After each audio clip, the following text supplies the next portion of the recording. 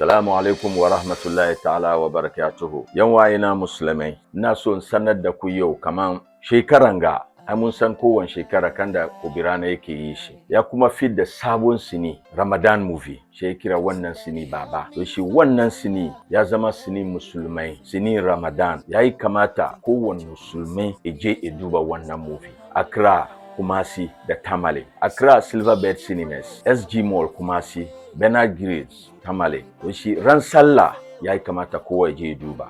Amma sini za a yi shi kwana uku.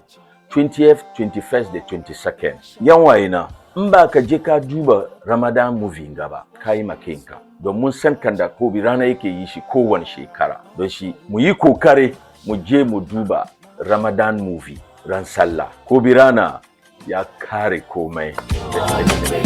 Thank you. Mashallah. Mashallah. Mashallah.